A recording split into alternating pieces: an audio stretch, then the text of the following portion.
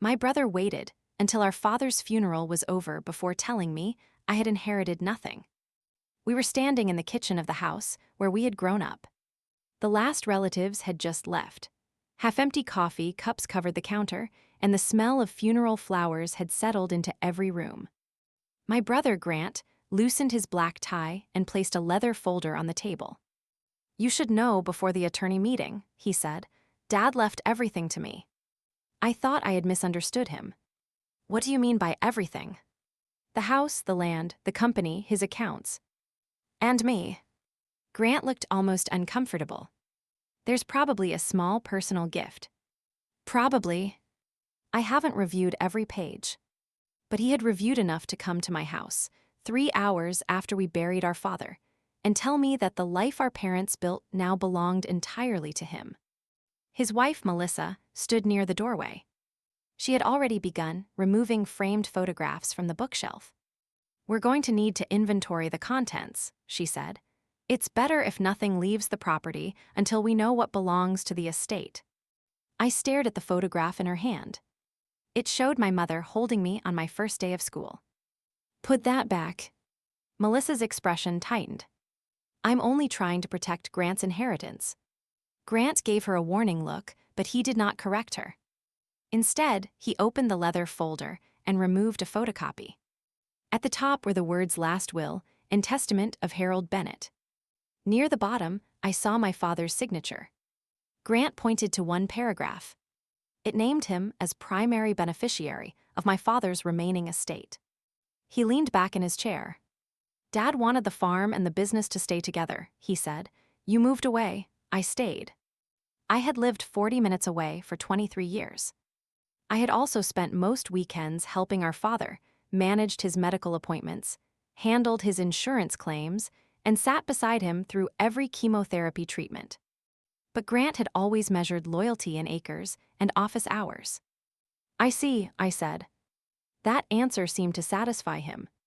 He thought the photocopied will had ended the discussion. What Grant did not know was that our father's attorney had called me 2 days before the funeral. He had said only one thing: "Do not agree to anything your brother proposes until I open the second envelope." My name is Caroline Bennett. I was 58 years old when my father died. My brother Grant was 61. We grew up on Bennett Orchard, a 280-acre apple farm in Western Virginia. The property had been in our family for 3 generations. There were rows of apple trees stretching across the hills, a weathered packing barn, a small farm store, and a white farmhouse built by my grandfather after the Second World War. Our father, Harold, expanded the orchard into a regional business. He sold fruit to grocery stores, opened a cider operation, and created a fall festival that brought thousands of visitors every October. My mother, Evelyn, handled the books. She also raised 2 children who could not have been more different. Grant loved the orchard from the beginning. At 10, he followed Dad through the fields asking questions about soil, pruning, and harvest timing. At 16, he could operate every piece of equipment on the property. I loved the farm too, but not in the same way. I loved the smell of the packing barn, the view from the western hill, and the quiet after the tourists went home. But I wanted a life beyond it. I became a nurse. I married a history teacher named Peter and moved to a town 40 minutes away. Grant stayed. He studied agricultural business for 2 years, returned home, and began working full-time with Dad. For decades, everyone assumed Grant would eventually run Bennett Orchard. That assumption was reasonable. The mistake was believing that running the orchard meant owning everything connected to it. Grant did not see a difference. Our father did. For most of our adult lives, the arrangement worked. Grant managed crops, employees, and wholesale accounts. Dad handled major decisions. Mom kept the finances organized. I visited regularly, helped during busy weekends, and cared for our parents as they aged. When Mom developed heart disease, I coordinated her appointments. When Dad needed knee surgery, he stayed at my house for 3 weeks. Grant helped too, but his help was usually tied to the business. He made sure workers covered Dad's duties. He handled deliveries. He kept the orchard operating. We each contributed differently. For years, no one treated that difference as a competition. Then our mother died. She passed away 8 years before Dad, after complications from heart surgery. Her death changed the balance of the family. Dad became quieter. Grant became more controlling. Without Mom checking the accounts, Grant gradually took over more of the business finances. At first, Dad welcomed it. He was 74 and tired of paperwork. Grant already handled daily operations, so giving him access made sense. But access became authority. Grant began making decisions before discussing them. He signed a 5-year equipment lease Dad had not approved. He hired Melissa's nephew as operations supervisor, despite the young man having no agricultural experience. He redirected a portion of the farm store purchasing to a company partly owned by Melissa's brother. Dad complained to me privately. "Grant thinks the orchard is already his," he said. "Have you told him it is? He hears what he expects to hear. Then put it in writing." Dad gave me a tired smile. "Your mother used to say the same thing." The first serious conflict occurred over the Western Ridge. That section of the property contained 43 acres of older apple trees. Production had declined, but the view was beautiful. A developer offered to purchase the land for a luxury home subdivision. The offer was nearly $3 million. Grant wanted to sell. Dad refused. "It is part of the orchard," he said. "It is underperforming land," Grant replied. "It is where your grandfather planted the first commercial trees. Sentiment does not pay labor costs. The business is profitable. It could be more profitable." Dad looked at him across the office desk. More is not always the same as better. Grant took the rejection personally. For months, he raised the subject repeatedly. He prepared projections. He brought in consultants. He invited the developer to lunch without Dad's permission. When Dad still refused, Grant accused him of holding the company back. I heard part of their argument one afternoon. "You said this would all be mine," Grant shouted. "I said you would have the opportunity to lead it." "That is the same thing." "No," Dad said, "it is not." I remembered that exchange after the funeral. It was the same distinction Grant still refused to understand. Leadership was not ownership. Expectation was not inheritance. And proximity was not proof of sacrifice. 2 years after the Western Ridge dispute, Dad was diagnosed with colon cancer. The doctors believed treatment could help. For a while it did. He underwent surgery and months of chemotherapy. Grant continued running the orchard. I reduced my hours at the hospital and began attending medical appointments with Dad. We developed a routine. Every other Thursday, I picked him up at 6:30 in the morning. We stopped for coffee he was not supposed to drink. He complained about hospital parking. I pretended not to notice when he became afraid. During those drives, he spoke more openly than he ever had before. He worried about the orchard. He worried about Grant. Most of all, he worried that his death would turn our family into a transaction. "I want the business protected," he said one morning. "Then leave clear instructions." I have. Does Grant know? He knows enough. That is not the same as knowing. Dad watched the highway through the passenger window. Grant has spent his life believing the orchard is his reward for staying. If I tell him everything now, he will spend my remaining time trying to change it. "What have you done?" He looked at me. I separated the land from the operating company. I did not fully understand. Dad explained that Bennett Orchard was not one single asset. The business operated through Bennett Produce Company, an entity that owned equipment, inventory, contracts, and the farm store operation. The land itself was held separately. Years earlier, my parents had placed most of the acreage into a family land trust. Grant managed the business. He did not own the land. Dad had also created a succession agreement. Grant would receive a controlling interest in the operating company, allowing him to continue running the orchard. But he would not have unilateral authority to sell the land. The trust would be divided equally between Grant and me. Major land sales required both of us to agree. I stared at him. Grant will hate this. He may. Why give him control of the company but split the land? Because he earned the right to run the business.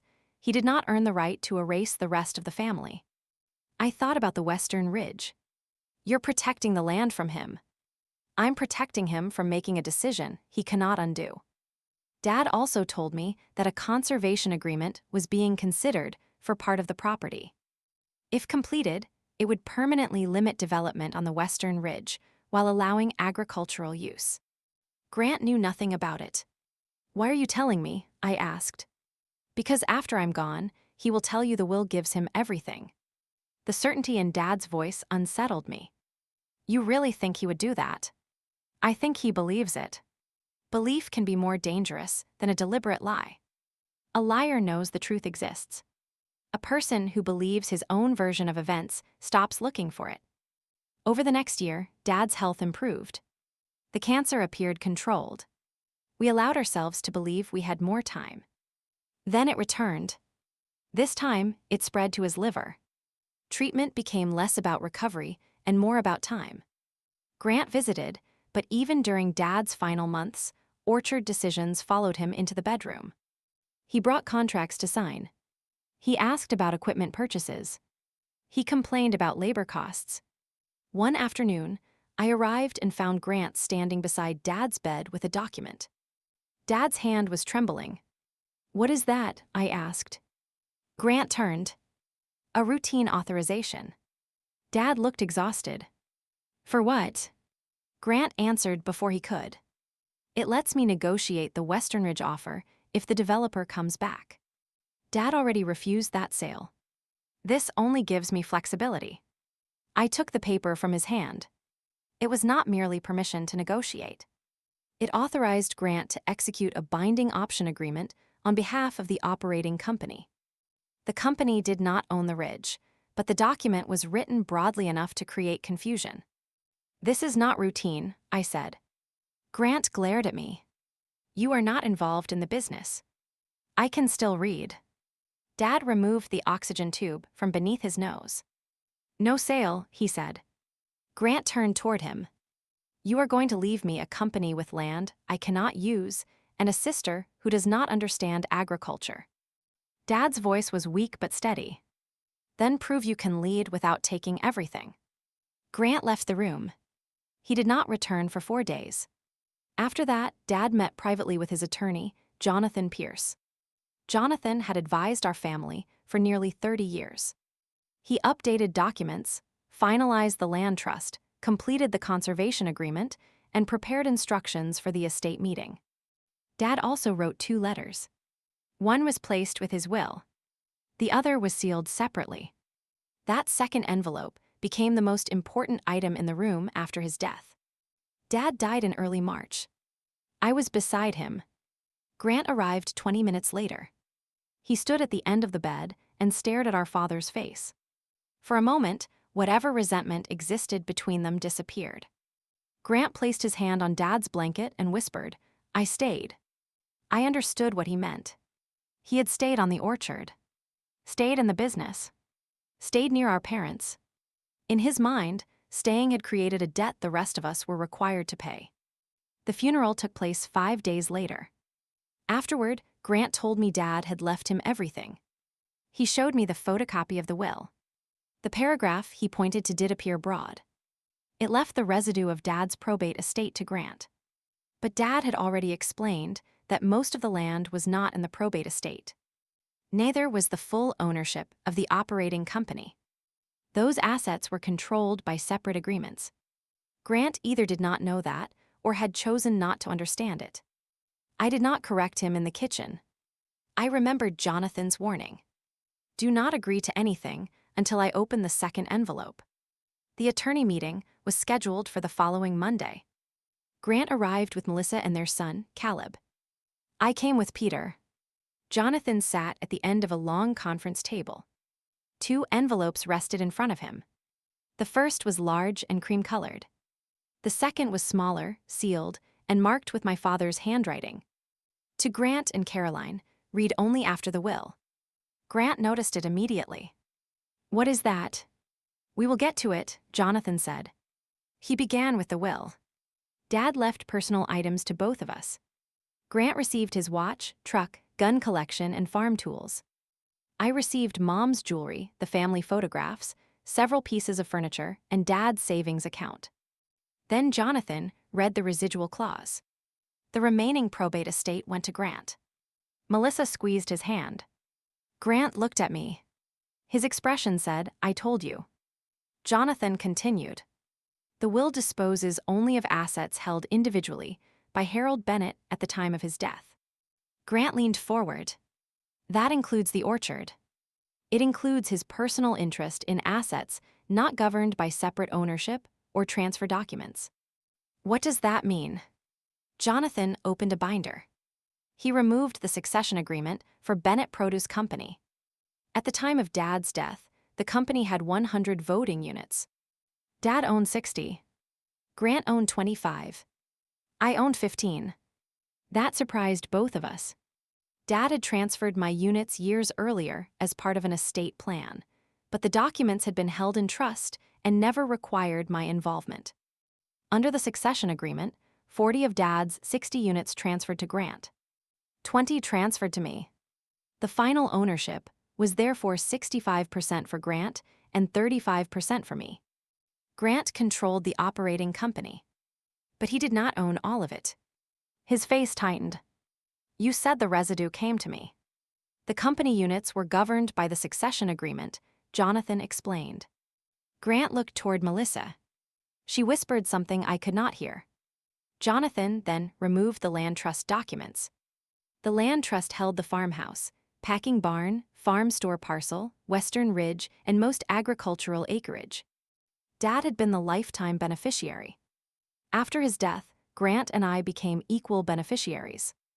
Major sales, mortgages, or non-agricultural development required both signatures. Grant stared at the document. "No." Jonathan remained calm. "These instruments were executed properly and have been in effect for several years. Dad promised me the orchard. He gave you operating control of the company. The company is worthless without the land. The company has a long-term agricultural lease from the trust." "For how long?" 25 years, with renewal options if the company remains compliant. Grant pushed back from the table. "This is insane." Melissa spoke for the first time. "Can the trust be challenged?" "Anyone may seek legal advice," Jonathan said, but Harold was represented independently and his capacity was documented. Grant looked at me. "You knew." I did not lie. I knew the land had been separated. "How long?" "Since Dad began treatment." "And you said nothing." "It was his decision to explain." "You manipulated him." Peter shifted beside me, but I placed a hand on his arm. "I did not ask Dad to give me control of the orchard." "You received half the land."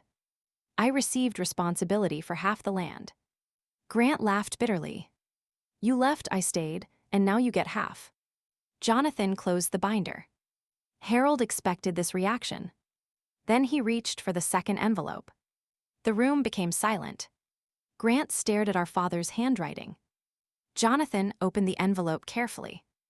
Inside were 3 documents and a letter. The first document was a copy of the finalized conservation agreement covering the Western Ridge. Development was permanently restricted. The land could remain agricultural, support limited public use, or be transferred within the trust. It could not become a luxury subdivision.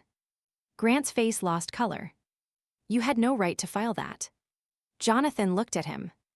Harold was the authorized beneficiary and property decision-maker when it was completed. "When?" 7 months ago. "He was sick." "He was competent." Grant turned toward me. "You knew about this too." "I knew it was being considered."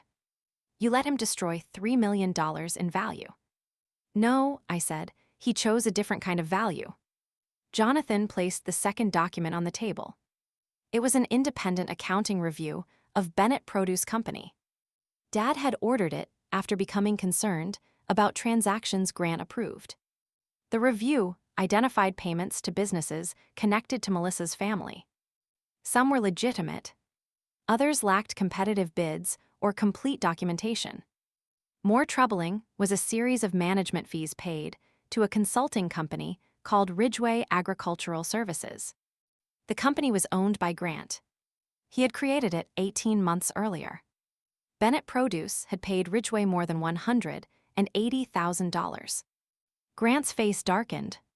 That was compensation. It was not approved by the full ownership group, Jonathan said. Dad knew I was underpaid. Harold disputed the amount and requested documentation. I provided services. The question is not whether services occurred. The question is whether company money was transferred without proper approval. Melissa looked at Grant. You told me your father approved those payments. He did verbally. Jonathan removed the third document. It was a signed repayment and governance agreement Dad had prepared, but never forced Grant to execute while he was alive. The agreement offered Grant a choice after Dad's death. He could remain controlling owner and president of Bennett Produce if he agreed to an independent financial review, repaid any unsupported fees over 5 years, and accepted board approval for related party transactions. Or the company could exercise a buyback provision, reducing his controlling interest. Grant stared at the papers. This is blackmail. No, Jonathan said. It is a condition attached to your management authority under the succession agreement. You said I own 65%. You do, but the agreement includes governance protections created when your father still held control. Grant struck the table with his palm. He planned all of this behind my back. I looked at him. He planned it because you brought contracts into his bedroom while he was on oxygen. That sale would have saved the company. The company did not need saving. You don't know anything about it. Jonathan looked down at the accounting report. The business is profitable. Its financial pressure comes primarily from recent equipment leases, related party purchasing, and the Ridgway fees. Grant stood. I am not sitting here while everyone treats me like a thief. No one has called you a thief, I said. You don't have to. He pointed at the second envelope. This was designed to humiliate me. Jonathan lifted the final item. Your father asked that I read his letter aloud. Grant's anger faltered. Jonathan unfolded it. My children, if you are hearing this together, then I am gone, and the questions I delayed are now yours to answer. Grant, you stayed with the orchard. You worked beside me for most of your life. You know the trees, the workers, and the business better than anyone. That is why I have given you control of the operating company. But staying does not make you the owner of every sacrifice made here. Your mother kept this orchard alive through years when the books did not balance. Caroline worked elsewhere, but she cared for this family in ways that cannot be measured by payroll records or acreage. The land is not a prize for the child who remained closest to it. It is a responsibility. I separated the land from the company because I watched your ambition become impatience. I watched you begin treating future inheritance as present authority. I protected the Western Ridge because once land is sold, regret cannot buy it back. Caroline, I have given you an equal voice in the land because you understand that value is not always found in the highest offer. This arrangement is not intended to punish either of you. It is intended to require cooperation. Grant, if you believe leadership means no one may question you, then you are not ready to lead. Caroline, if you use your position only to oppose your brother, then you will fail too. The orchard survives only if neither of you gets everything you want. You may be angry with me. Be angry. Then decide whether this family's work will become a reason to destroy each other or a reason to act like stewards. Dad. When Jonathan finished, no one spoke. Grant looked toward the window. Melissa's hand rested near his, but he did not take it. I expected anger. Instead, he looked tired. So that is it, he asked. I work here for 40 years and she gets to stop every decision. No, Jonathan said. Caroline cannot control daily operations. You control the company. She shares authority over major land decisions. And the money I'm accused of taking. The audit requires explanation, not assumption. Grant turned toward me. What do you want? It was the first honest question he had asked me since Dad died. I want the orchard to continue. That is vague. I want the workers paid. I want the business stable. I want the Western Ridge protected. And I want no family member using company money without transparent approval. His mouth tightened. You think I stole it? I think you started believing there was no difference between company money and your money. That company exists because of me. It existed before either of us. Melissa spoke quietly. We should leave. Grant gathered the photocopied will, but left the other documents on the table. Before walking out, he looked at the second envelope. Then he looked at me. You won, he said. No, I replied. Dad made sure neither of us could. The weeks after the meeting were difficult. Grant refused to speak to me, except through attorneys and company emails.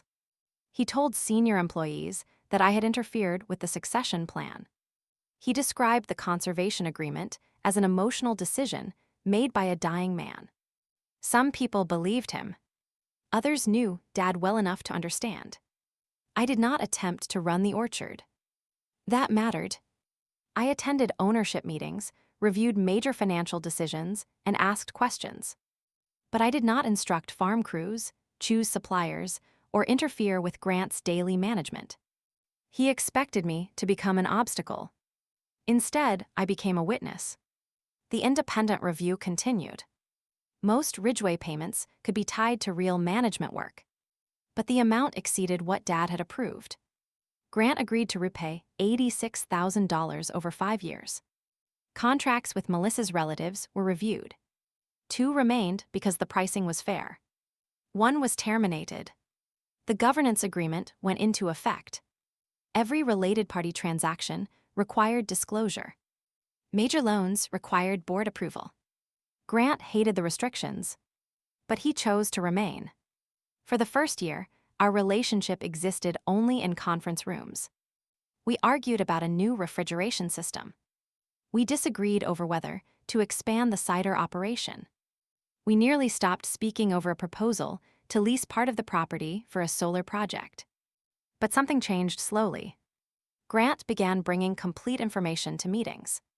I stopped assuming every proposal concealed an attempt to control the land. We learned to disagree without turning every decision into a replay of Dad's will. The Western Ridge became the most emotional issue. Because of the conservation agreement, development was no longer possible. Grant saw only the lost sale price. I saw the trees Dad had protected. Neither view alone was enough. A year after his death, I proposed converting part of the ridge into an educational orchard and public walking trail. Grant dismissed it. We are farmers, not a charity. The trust allows limited public use. Public use creates liability. Then let's price the insurance. He argued for weeks. Eventually, we created a small pilot program. Local schools visited during harvest season.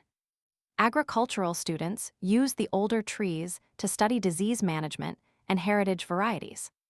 The program attracted grants. It also brought visitors to the farm store during slower months. Grant never admitted he liked the idea. But he expanded it the following year. The business improved. Not dramatically. Not magically. We reduced debt. We ended unnecessary leases. The orchard remained profitable. Grant continued leading it. I continued questioning him when necessary. Then Melissa left. Their marriage had been under strain long before Dad died. The financial review made it worse. She blamed Grant for agreeing to repayment. Grant blamed her family for contracts that attracted attention. They separated 2 years after the estate meeting. I did not celebrate. Whatever I thought of Melissa, divorce caused pain for my brother and nephew. For several months, Grant worked longer hours and spoke to almost no one. One evening in October, I found him sitting alone on the loading dock behind the packing barn. The harvest crews had gone home. Wooden bins filled with apples waited beneath the lights. I sat beside him. He did not ask why. After a while, he said, "Dad thought I was greedy." He thought you were becoming reckless. That is a polite version. He also trusted you to run the company. He put you there to watch me. He put me there so you could not sell land whenever pressure became uncomfortable. Grant rubbed his hands together. I really believed he left everything to me. I know. He told me the orchard would be mine. He meant the work. Grant laughed once. That sounds like him. We sat quietly. Then he said, I hated you for leaving. The admission surprised me. I didn't leave the family. You left the orchard. Yes. Every time Dad praised your nursing career, I thought he admired you for escaping while I stayed here handling everything. No one forced you to stay. That made it worse. I chose it. Then I needed the choice to mean I deserved more. I looked toward the dark rows of trees. You did deserve recognition. Not everything. No. He nodded. I know that now. It was not an apology. Not yet.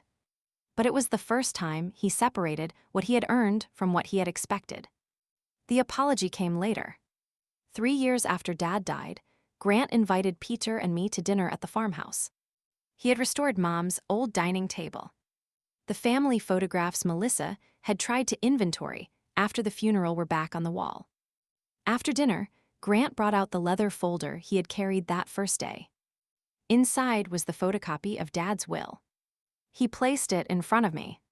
I came into this room after the funeral because I wanted to establish control before you learned enough to question me. I waited. I told myself I was preventing conflict. You were creating it. I know. He looked down. When I said Dad left me everything, part of me knew there might be more. Jonathan had mentioned separate company documents before. I chose not to ask.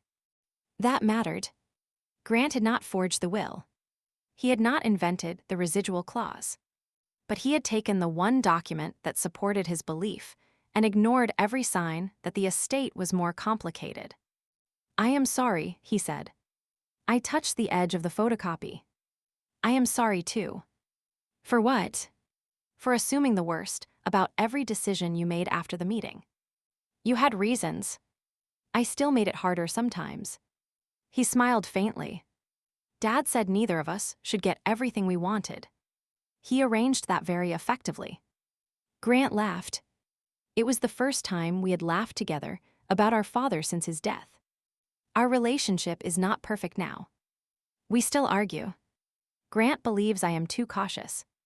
I believe he remains too impressed by large numbers. He wants faster growth. I ask what happens if the plan fails. But the orchard is still operating. The western ridge is still intact. Every spring, the older trees bloom in uneven rows. Children walk the educational trail. Farm workers still begin before sunrise during harvest. Dad's office remains above the packing floor. Grant uses the desk. I keep the second envelope in a locked cabinet there. Not the original documents. Those are stored securely. The envelope itself is empty now. But I kept it because of what it represents. My brother believed inheritance was one page in one will. He believed the sentence that favored him was the entire truth. The second envelope proved that families, businesses, and legacies are rarely that simple. Dad did not leave Grant nothing. He left him control of the work he had spent his life doing. He did not leave me everything either. He gave me a voice where silence could have allowed permanent damage. The land trust forced us to cooperate. The accounting review forced us to be honest. The conservation agreement forced us to think beyond the highest offer. And the letter forced us to hear what neither of us wanted to admit. Grant had confused staying with ownership. I had confused distance from the business with freedom from responsibility. Dad's final plan did not choose one child over the other. It gave each of us the authority we were most likely to misuse and placed the other person beside it. Grant could run the company, but he could not sell the family land alone. I could protect the land, but I could not run the orchard from emotion or memory. At first, that arrangement felt cruel. Now I understand its wisdom. Absolute control often feels efficient until the wrong decision becomes irreversible. Shared responsibility feels frustrating because it requires explanation, patience, and compromise. But sometimes frustration is the price of protection. My brother claimed our father left him everything. He showed me the will, watched his wife begin inventorying our family home, and expected me to accept that staying near the orchard had made him the sole owner of our history. I let the attorney finish reading. Then he opened the second envelope. Inside was no secret fortune, no hidden stranger, no impossible last-minute trick. There were only documents, records, and a father's final attempt to protect his children from the worst parts of themselves. Grant did not lose the orchard. He lost the belief that it belonged only to him. I did not win a battle. I inherited a responsibility. And our father's greatest gift was not the land, the company, or the money. It was a structure strong enough to survive our anger until we were ready to understand it. The second envelope did not divide our family. The entitlement that came before it almost did. The truth gave us a chance to rebuild. Sometimes quiet justice is not about taking everything from the person who tried to take everything from you. Sometimes it is about opening the document they hoped did not exist and allowing the facts to place everyone exactly where they belong.